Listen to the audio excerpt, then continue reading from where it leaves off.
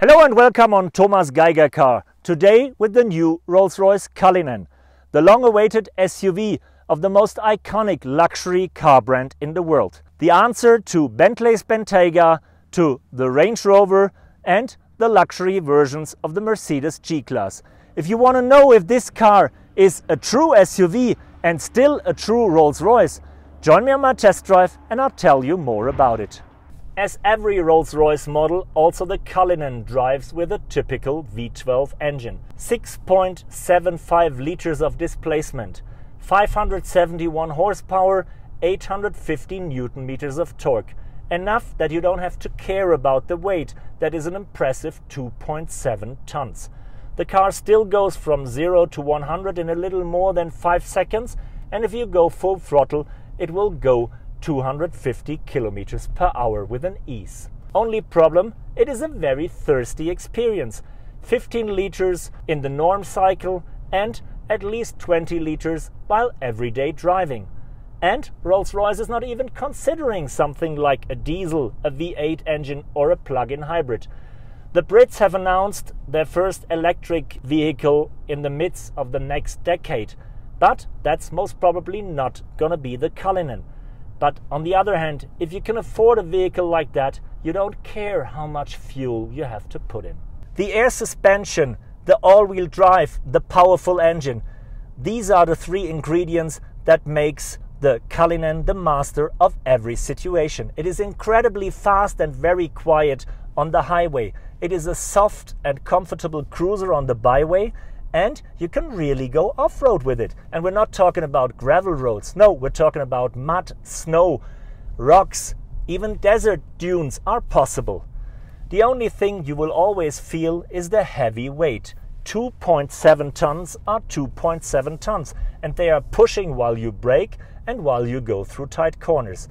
And since there is no sports setup or a tilt regulation, you will really feel that when you go faster. That is something Bentley, Bentayga or even Lamborghini Urus do way better. The cockpit of the Cullinan is a nice combination between tradition on the one hand and high-tech on the other hand. Tradition means air vents that you control like the pipes of the organ, analog dials for the air condition, lots of wood and fine leather. High-tech means animated instruments and a touchscreen that could be bigger for my taste, but at least it is touch sensitive. And we have the iDrive like we know it from BMW. The Cullinan is supposed to be the driver's car in the Rolls-Royce range. Usually the owner of a Rolls-Royce has the back seat and the chauffeur is doing the work. In the first SUV, it's the other way around. The owner usually grabs the wheel by itself. But that doesn't mean that Rolls-Royce didn't care for the occupants of the rear seat. With more than 3 meters of wheelbase, you not only have lots of legroom, you have lots of headroom, you have the finest materials and all the luxury you might expect from a vehicle on that price range. Doors are closing electrically, you have thick and soft carpet, you have thick leather, you've got wood and you've got an amazing atmosphere. And you got some nice details like the electric picnic tables folding out of the front seat with an integrated touchscreen. You want some more? You can get some more. Pay the price of a small compact car and you'll get a 2-seat bench with 2 executive lounge chairs with a champagne cooler in the middle and a dividing window to the trunk. So you don't hear the suitcases wrestling around, you have the better climate and you got less noise in the interior cabin.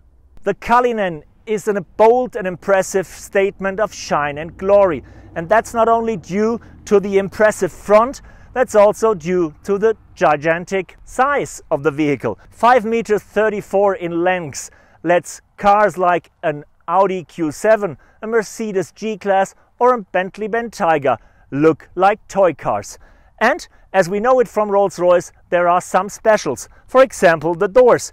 Coach doors that open the opposite way, giving you a perfect entry and even more, a perfect exit. Like you leave from a show stair right in front of your audience. And since Rolls-Royce is somehow special, they just didn't stick to the two-box shape that we used from other SUVs. No, they tried to build a sedan with a higher ground clearance and made it a three-box car with a little trunk step at the back.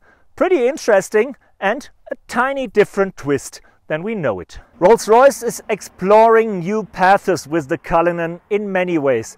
It's not only the first SUV in more than 100 years of history of the company and the first vehicle with all-wheel drive, it's also the first time ever they thought about a trunk and a tailgate like with a station wagon. It is divided as we know it from the BMW X5 with a low loading height and an immense cargo volume of more than 700 liters. And if that would not be enough, you can also electrically fold down the rear seats and make it almost a cargo van. Thanks for joining me on that first review with the new Rolls-Royce Cullinan. For sure, the next benchmark in the field of luxury SUVs. The most versatile and the most rugged Rolls-Royce ever built, and the most luxurious SUV you can get for your money. Talking about money, that's the downside. It's not only the most exclusive, but also the most expensive SUV on the market, making Bentley Bentayga, Lamborghini Urus or Mercedes G-Class to cheap toy cars. If you can afford it, you're lucky. If not, take a closer look, because you will not see it many times on the road. Not more than 1,500, 2,000 cars will be built per year. The Cullinan should stay exclusive as the diamond that gave him its name. Thank you, tschüss and bye-bye.